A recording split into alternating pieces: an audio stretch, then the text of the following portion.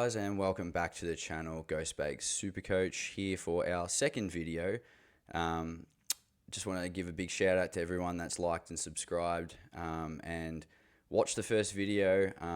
Bear with us, we're still getting used to doing everything, and actually wanted to get this video out yesterday, but hectic stuff with life and everything outside of footy. So and obviously today we're not usually used to having a Friday game in the afternoon, so would have been a bit better, but yeah, it's Good Friday, so we love an extra game of footy and on a day off as well, so we'll take that as a big positive. But yeah, obviously still getting used to everything. We will be doing round reviews, hopefully get them out on the Mondays, and our round previews will be hopefully out on the Wednesday or early Thursday. So we know, as I do, lots of consuming of content throughout the week, which helps get through work and everything like that too. So don't want to be too late, but thought we'll get the video out anyway, just to keep everyone updated with what I'm doing and how I'm sort of seeing this round and plans going forward, because it's our last round of buys and then we go straight into the best 22. And yeah, obviously still lots of injury carnage, which happened last night as well before the game even started, so that's great. But yeah, just going to go through what our trade plans are and what we've looked at doing this week, and sort of give you the rhyme and reason of why it's a little bit different compared to most, I think. But last night we had Dan Houston bounce back with a 101, so that's really handy, because if he dropped another 60, he was definitely going to be a trade out next week for an Ash or a Whitfield or someone like that. But I think 300s out of 4 games. He's got Freo coming up. I know the Bombers on Anzac Day, so he might be able to hold off and keep a spot for a while and just sit there. And as long as he hovers around the same sort of money, we can move him on whenever. So very happy with the bounce back from Dan Houston. Had 32 disposals, so I think his efficiency was down a little bit. But yeah, if he can clean that up, if he's getting 32 and all the kick-outs, obviously without Darcy Moore taking a lot, and Josh Dacos still took his fair share. But yeah, really happy with Houston. Unfortunate ZZ Top couldn't make his way back in the side. I jumped on live with SuperCoach Pro during the week, so hopefully you've seen that, like that, subscribe to him if you haven't already. But yeah, we're looking at him probably coming back in, obviously not as a defender, maybe as a ruck option if like a Draper or a Fort were to come down. So yeah, it's unfortunate, but there wasn't a lot of great starting ruck rookie options as well. So we'll take it. He can just sit there for now. Hopefully he comes back in. Nick Dacos laid out was very unexpected. They said he had a corky. Not sure it's a corky. I think he's done a calf. Obviously, I was out, so I didn't see this news until very, very late. Not going to trade him out, obviously, because I didn't hear all the info and everything. But yeah, just going to hold for now. Don't want to burn more trades than I need to. So yeah, Nicky Dakes, no good, but hopefully off the break. It was only a 6-day break for them. Hopefully have a week off, and hopefully he's back at least next week, or even especially for the Bombers, because he'll tear us apart. Then one of our trades that we did, you can see here, we brought in and went early on big Oscar Steen. 41's not the greatest of scores. He got an 83 last week, so if you average it out, 60, average about 62 points, which if you got a 62 and a 62, I think everyone would be very, very happy with that. But because it's an 80 and a 40, it sort of looks a bit cringe. So it'd be interesting to see what you guys do if you're still keen to bring him in. I personally, I think he has to hold a spot in the team. They got Freo next week. Surely with Jackson and Darcy, you wouldn't want like a McStay or a Membry or someone rucking against one of those guys for much time at all. So I think he needs to be there to help out DCAM, and yeah, just to sit there and make money. The reason we decided to do that was because it opens up other rookies. So there were 5 other rookies, which SuperCoach Pro and I chatted on the live on his channel earlier in the week. And I felt like if Steen did kill it, or he was still a good option, which I still think he's decent with job security, it would close off the other options that we could pick for rookies. I think there's Josh Lai.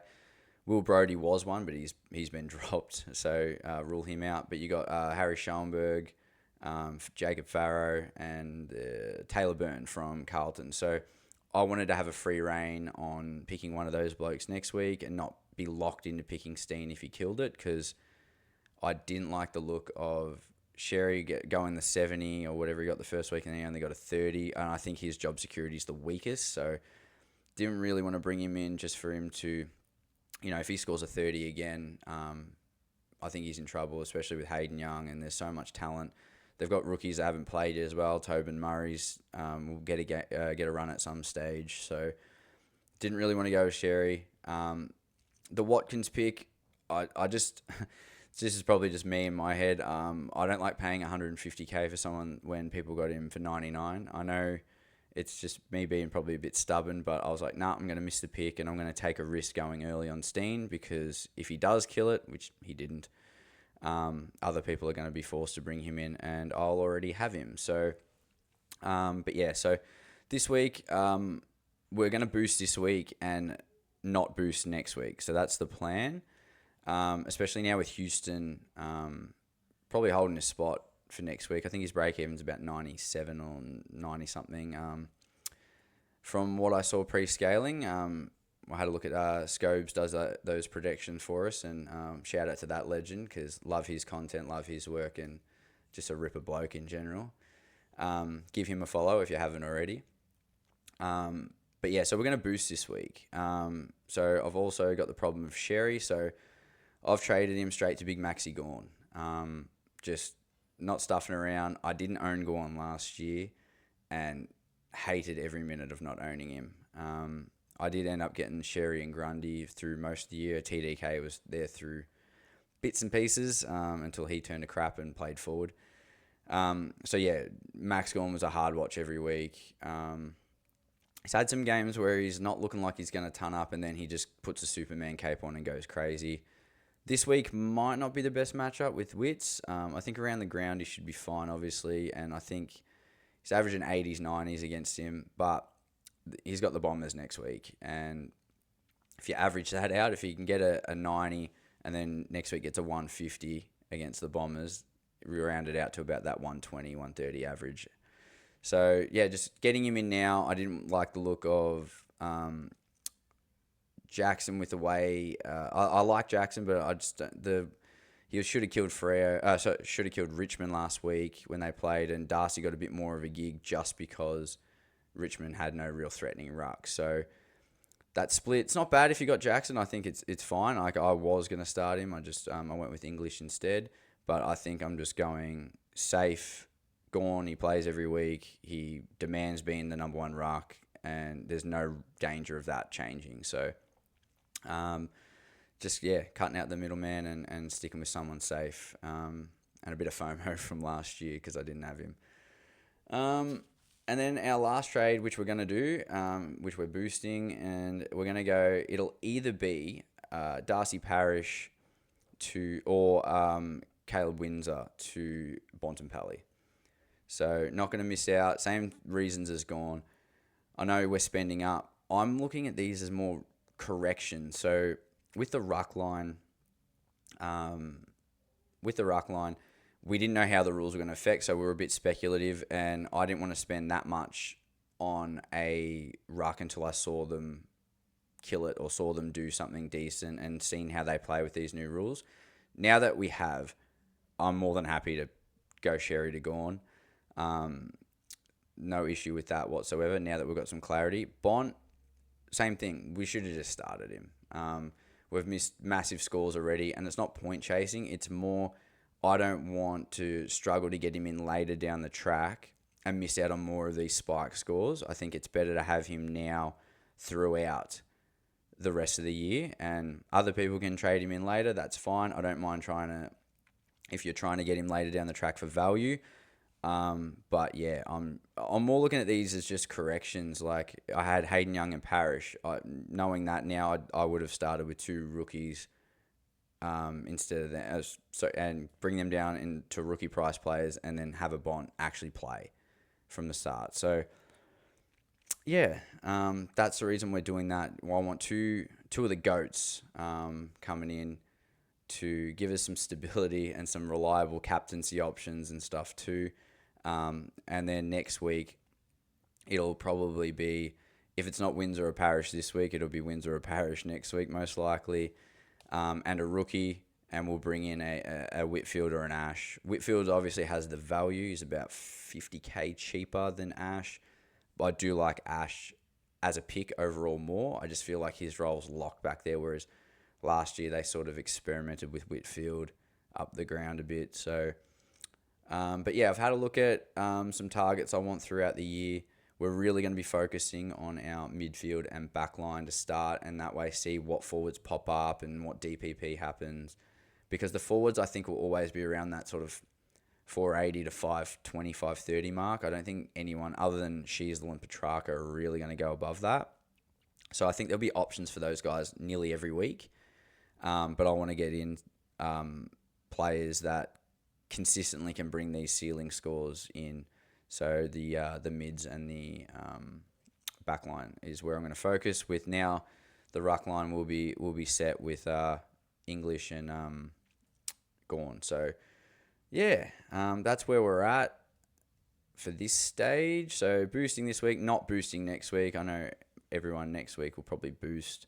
Took the risk on Steen. We'll see if it pays off. All I really need to do is just have him hold his spot. I think that's the only thing. And I think he will. So hopefully.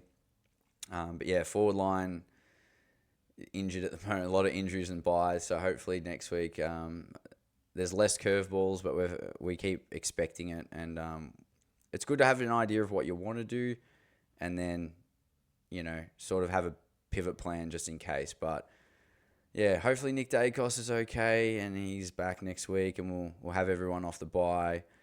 I think Marshall's still going to miss 2, so yeah, it's not looking too bad. We've got a plan for the rest of the next coming weeks, so we'll see how that plays out and hopefully start catching up with some points and some ranking. But yeah, we're going to keep trugging along and see how we go. But bringing in the GOATs this week, that's going to be the theme. So yeah, that's the video for today. Hope everyone has a good Easter. We'll have a round review, like I said, come out next week. Also be jumping on lives with anyone that wants to collab. But yeah, speaking to a few content creators, and be jumping on a few lives soon as well. So if you haven't already, give us a like, give us a subscribe, and follow us on Twitter as well, or X. Just Ghostbakes on Twitter and X, and Ghostbakes SuperCoach for YouTube where you're watching this. So please give us a like and subscribe. And yeah, we'll have some chats and stuff, and hopefully in lives if you can tell us like what you want to see more of. But that's basically where we're going to go for now. But yeah, everyone have a great Easter. Hopefully your team does well this week and the moves you make work out. And yeah, that's pretty much it for today. So we'll leave it there, and we'll talk to you guys soon. Catch you guys.